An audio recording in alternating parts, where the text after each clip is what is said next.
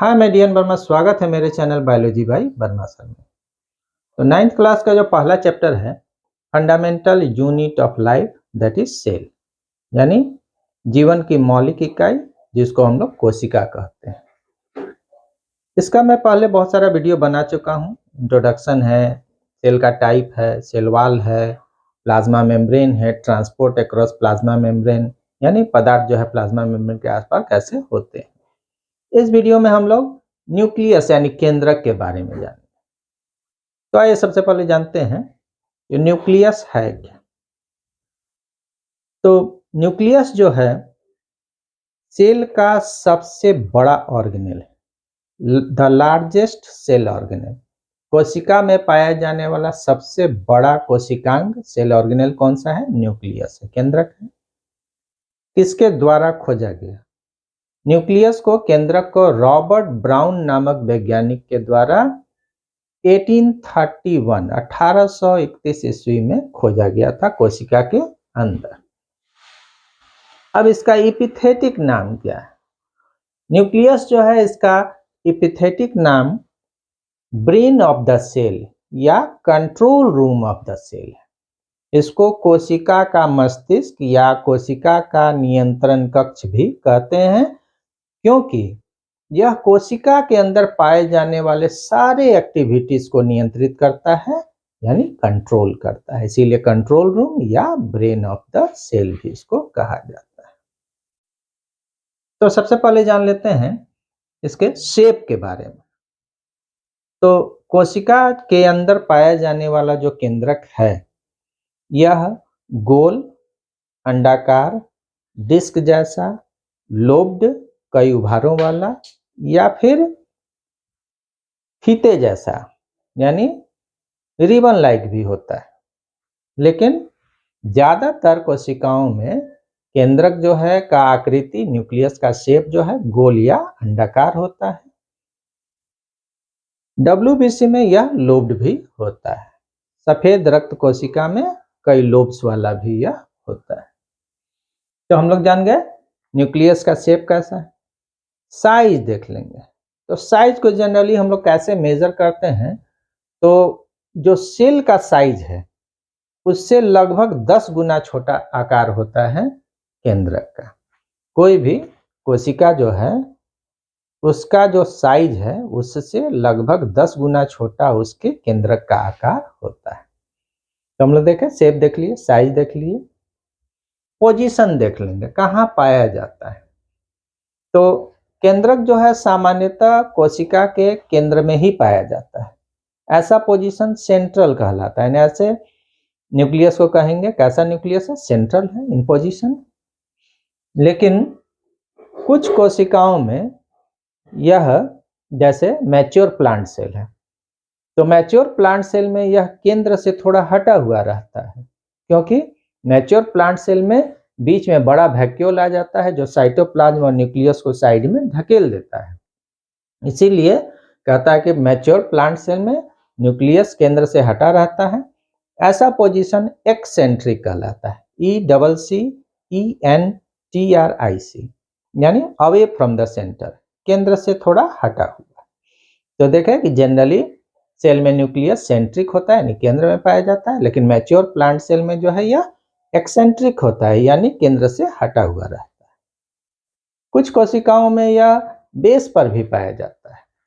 जैसे जो नेफ्रॉन के ट्यूब्यूल्स हैं उसके दीवार को बनाने वाले जो कोशिका हैं उसमें न्यूक्लियस जो है बेस पर भी पाया जाता है। तो पोजीशन हो गया बेसल।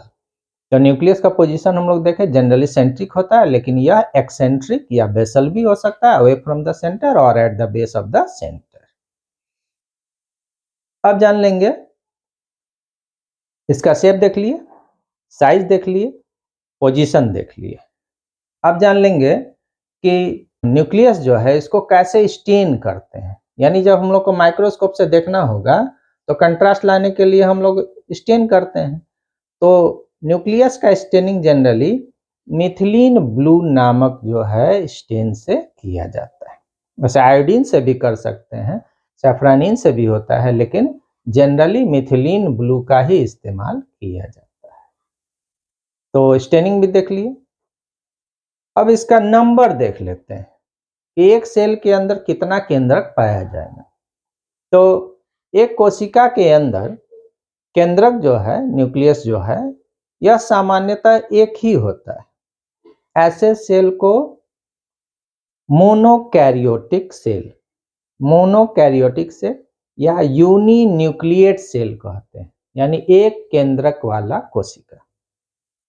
लेकिन कुछ कोशिकाओं में दो केंद्रक यानी दो न्यूक्लियस भी पाया जाता है। जैसे पैरामीशियम है, इसमें दो न्यूक्लियस होता है, एक माइक्रो न्यूक्लियस और एक मेगा न्यूक्लियस या मैक्रो न्यूक्लियस। माइक्रो न्यूक्लियस आकार में छोटा होता है और मैक्रो न्यूक्लियस या मेगा न्यूक्लियस आकार में बड़ा होता है। तो देखें हम लोग कि पैरामीशियम में दो न्यूक्लियस पाया जाता है, तो कहेंगे कि सेल कैसा है, बाई न्यूक्लिएट है, यानी दो केंद्रक वाला है। यूनिन्यूक्लिएट एक केंद्रक वाला, बाई न्यूक्लिएट दो केंद्रक वाला। कुछ प्लांट और एनिमल सेल में न्यूक्लियस दो से ज्यादा भी होता है। ऐसे कोशिकाओं को पॉलीन्यूक्लिएट या मल्टी न्यूक्लिएट सेल कहते हैं। Multi means many, poly means many, यानी जब दो से अधिक केंद्रक रहेगा तो उसको कोशिका को मल्टी न्यूक्लिएट सेल कहेंगे, बहुकेंद्रकी कोशिका कहलाता है हिंदी में। और अब जान लेंगे कि अब ये प्लांट सेल है कि एनिमल सेल है। जो मल्टी न्यूक्लिएट सेल है प्लांट सेल है कि एनिमल सेल है। अगर multi nucleate cell plant cell है तो उसको सिनोसिटिक कहेंगे। उसके लिए एक टर्म इस्तेमाल होता है सिनोसिटिक, COENOCYTIC, सिनोसिटिक, यानी मल्टी न्यूक्लिएट प्लांट सेल, यानी वैसा पादप कोशिका जिसमें केंद्रक की संख्या दो से अधिक। और अगर मल्टी न्यूक्लिएट एनिमल सेल है तब उसके लिए सिंसिशियल या सिंकाइसियल शब्द का भी इस्तेमाल होता है। तो syncytial means multinucleate animal cell, यानी अधिक केंद्रक वाला जंतु कोशिका। तो हम लोग जान गए कि सेल के अंदर न्यूक्लियस एक, दो या बहुत सारा हो सकता है। एक को कहेंगे सेल को यूनिन्यूक्लिएट सेल, दो केंद्रक वाले सेल को बाई न्यूक्लिएट सेल और बहुत सारे न्यूक्लियस वाले सेल को multi nucleate cell. Multi nucleate cell में अगर प्लांट सेल है तो सिनोसिटिक सेल, एनिमल है तो सिंसिशियल सेल। तो हम लोग देख लिए कि इसका एपिथेटिक नाम क्या है, किसके द्वारा खोजा गया, इसका शेप क्या है, साइज क्या है, नंबर क्या है, पोजीशन क्या है और स्टेनिंग कैसे करते हैं। अब हम लोग इसके स्ट्रक्चर के बारे में जानेंगे। तो देख रहे हैं फिगर में कि न्यूक्लियस जो है वो चार कंपोनेंट से बना होता है। स्ट्रक्चर ऑफ न्यूक्लियस जब देखेंगे तो कहेंगे कि न्यूक्लियस हमारा चार कंपोनेंट से बना हुआ है। कौन कौन सा कंपोनेंट है? पहला है न्यूक्लियर मेम्ब्रेन, केंद्रक झिल्ली, इसको कैरियोथिका भी कहते हैं। कैरियोम शब्द से है, means nucleus, theca means covering. Nucleus का कवरिंग है इसलिए कैरियोथिका। तो न्यूक्लियर मेम्ब्रेन, केंद्रक झिल्ली हिंदी में, या इसको कैरियोथिका भी कहते हैं। दूसरा, इसके अंदर जो लिक्विड पदार्थ पाया जाता है उसको न्यूक्लियोप्लाज्म या कैरियोलिम्फ कहते हैं। इसको हिंदी में केंद्रक द्रव कहा जाता है। केंद्रक के अंदर एक छोटा गोलाकार, एक या अधिक छोटा गोलाकार संरचना पाया जाता है जिसको न्यूक्लियोलस कहते हैं, हिंदी में इसको केंद्रिका कहा जाता है। और चौथा कंपोनेंट जो न्यूक्लियस का है वो क्रोमेटिन फाइबर है, जिसको क्रोमेटिन मटेरियल भी कहते हैं, क्रोमेटिन पदार्थ हिंदी में। यही जो है कोशिका विभाजन के समय जब संघनित हो जाता है तो क्रोमोसोम कहलाता है, जिसको हिंदी में गुणसूत्र कहते हैं। तो इस प्रकार हम लोग देखें कि सेल जो है, न्यूक्लियस जो है वो चार कंपोनेंट से बना हुआ है। Nuclear membrane, nucleoplasm, nucleolus and chromatin fibre. अब एक एक करके सबको जो है डिटेल में थोड़ा देख लेंगे। तो पहले जान लेते हैं न्यूक्लियर मेम्ब्रेन के बारे में। जाने कि इसको कैरियोथिका भी कहते हैं। न्यूक्लियस जो है का न्यूक्लियर मेम्ब्रेन डबल लेयर्ड होता है, यानी न्यूक्लियर मेम्ब्रेन दो लेयर का बना होता है। बाहर वाले को आउटर न्यूक्लियर मेम्ब्रेन और भीतर वाले को इनर न्यूक्लियर मेम्ब्रेन कहते हैं। तो देखें कि न्यूक्लियर मेम्ब्रेन डबल लेयर्ड होता है। आउटर न्यूक्लियर मेम्ब्रेन बाहरी केंद्रक झिल्ली, इनर न्यूक्लियर मेम्ब्रेन यानी भीतरी केंद्रक झिल्ली।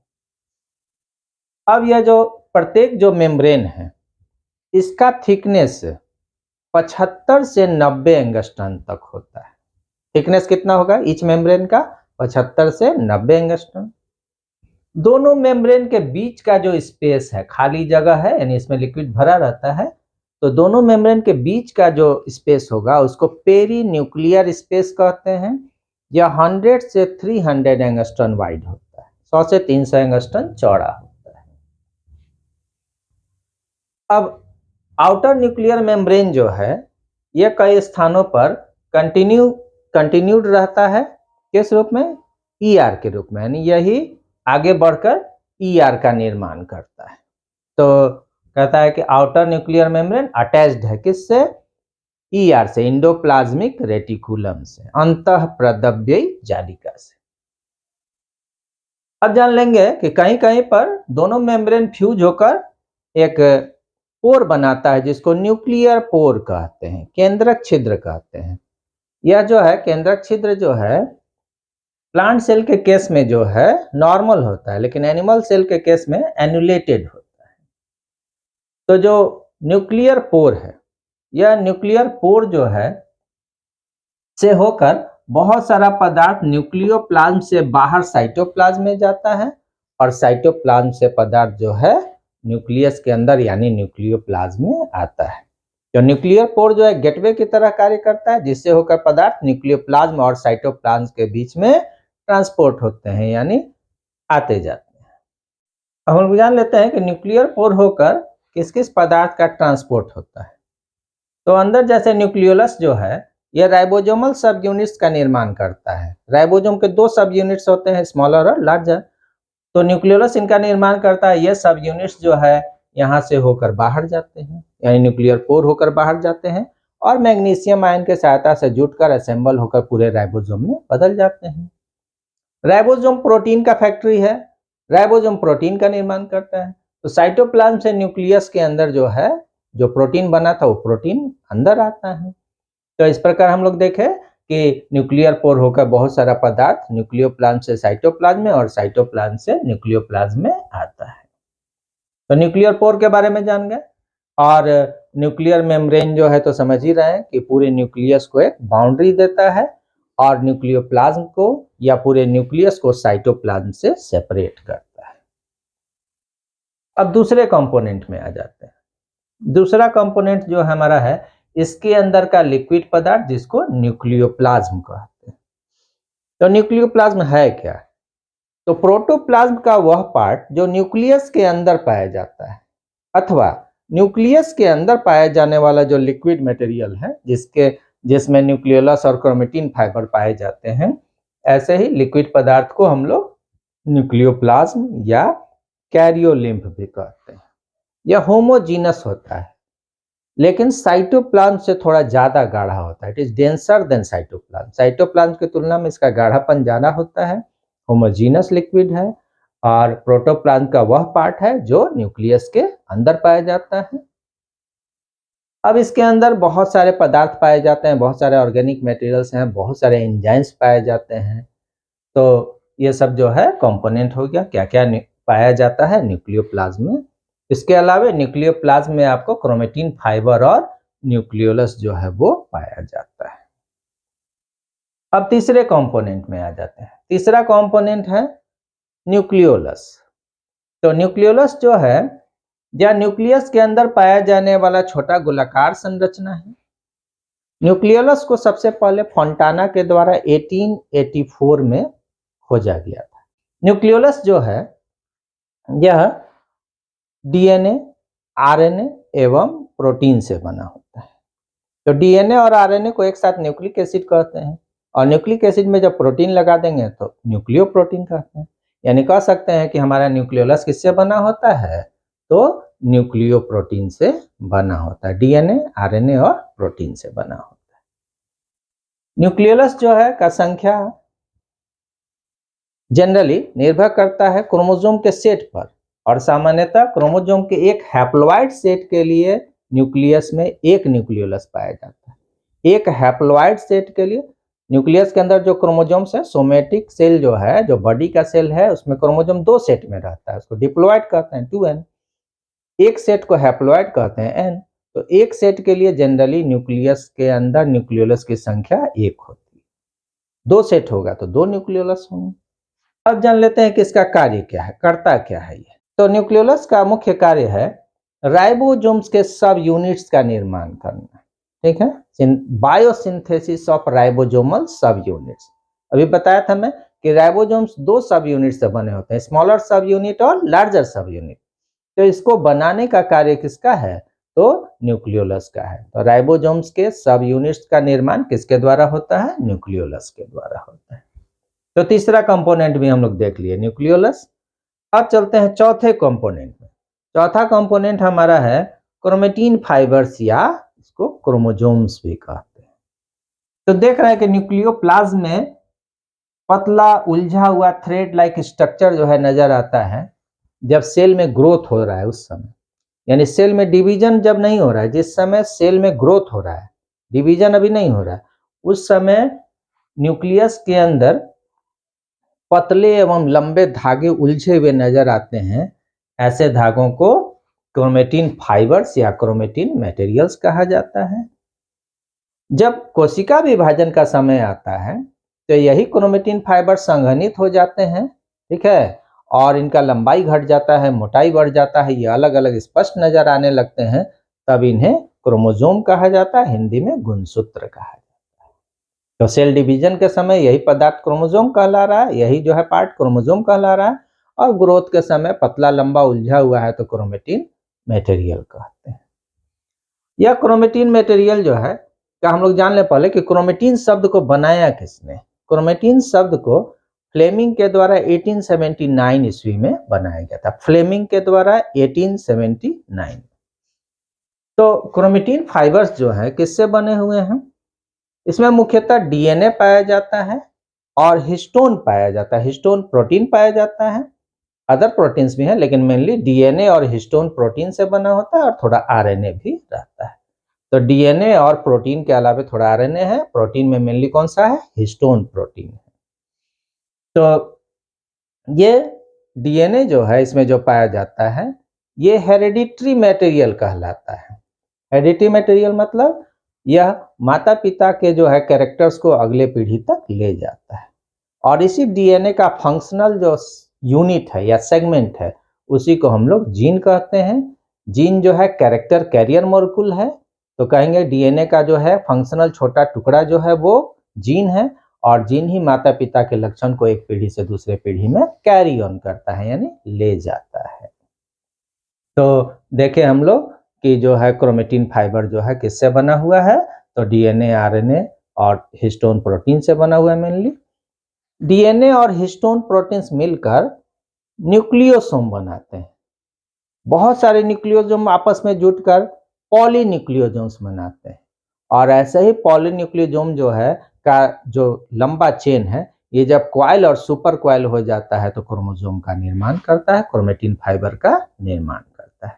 तो इसको हम लोग डिटेल में किसी दूसरे वीडियो में जानेंगे, क्रोमोसोम के स्ट्रक्चर के बारे में, और उसको काफी डिटेल में हम लोग देखेंगे। यहाँ हम लोग बेसिकली जान रहे हैं कि क्रोमेटिन फाइबर जो है सेल जब ग्रोथ कर रहा है इसमें पतला उलझा हुआ धागा जैसा दिखता है, और इसके अंदर डीएनए पाया जाता है। डीएनए का फंक्शनल जो है टुकड़ा क्या है? जीन है, और जीन जो है कैरेक्टर कैरियर मॉलिक्यूल है। जीन हमारे बॉडी के कैरेक्टर्स को कंट्रोल करता है और माता पिता के लक्षण को एक पीढ़ी से दूसरे पीढ़ी तक ले जाता है। तो हम लोग क्रोमेटिन मटेरियल्स के बारे में भी जान गए। तो हम लोग देखें कि न्यूक्लियस हमारा 4 कंपोनेंट से बना हुआ है, न्यूक्लियर मेम्ब्रेन है, न्यूक्लियोप्लाज्म है, न्यूक्लियोलस है और क्रोमेटिन फाइबर्स। अब हम लोग जान लेते हैं इसके फंक्शन के बारे में, ये न्यूक्लियस करता क्या है। तो मैं शुरू में ही बताया था कि न्यूक्लियस जो है को ब्रेन ऑफ द सेल या control room of the cell कहते हैं, यानी न्यूक्लियस सेल के अंदर पाए जाने वाले सारे एक्टिविटी को कंट्रोल करता है, ठीक है। तो ये जो है इसीलिए इसको ब्रेन ऑफ द सेल या control room of the cell कहते हैं। एक बात और बता दें कि जब सेल डिवीजन का प्रोफेज का अवस्था आता है तो उस समय न्यूक्लियर मेम्ब्रेन और न्यूक्लियोलस दोनों डिसअपीयर हो जाता है, विलुप्त हो जाता है, यानी नजर नहीं आएगा, डिसऑर्गेनाइज हो जाएगा, क्योंकि क्रोमोसोमल मूवमेंट होना है। और फिर जब टीलोफेज का अवस्था आता है तो न्यूक्लियर मेम्ब्रेन और न्यूक्लियोलस रीऑर्गेनाइज हो जाता है। दूसरा बात और बता दें कि यूकैरियोटिक सेल में वेल डेवलप्ड न्यूक्लियस पाया जाता है, ट्रू न्यूक्लियस इसको कहते हैं, जो 4 कंपोनेंट से बना हुआ है। लेकिन प्रोकैरियोटिक सेल्स में जो है न्यूक्लियस नाम का कोई चीज नहीं होता है, ट्रू न्यूक्लियस नहीं होता है। वहां इंसिपिएंट न्यूक्लियस या न्यूक्लियोइड कहलाता है, क्योंकि वहां न्यूक्लियस के नाम पर केवल एक सर्कुलर डीएनए पाया जाता है। तो प्रोकैरियोटिक सेल जैसे बैक्टीरिया है, ब्लू ग्रीन एल्गी या साइनोबैक्टीरिया है, उसमें ट्रू न्यूक्लियस नहीं होता है। ट्रू न्यूक्लियस का पाया जाना किसका कैरेक्टर है? तो ये यूकैरियोटिक सेल्स का कैरेक्टर है। तो इस वीडियो में हम लोग जाने इंट्रोडक्शन, न्यूक्लियस का पूरा परिचय जाने, उसका epithetic name, shape, size, number, position, उसको कैसे स्टेन करेंगे और उसके स्ट्रक्चर के बारे में जाने, फंक्शन के बारे में जाने। अगर आपको मेरा वीडियो अच्छा लगा तो मेरे वीडियो को लाइक कीजिए, शेयर कीजिए और मेरे चैनल को सब्सक्राइब भी कर सकते हैं। धन्यवाद।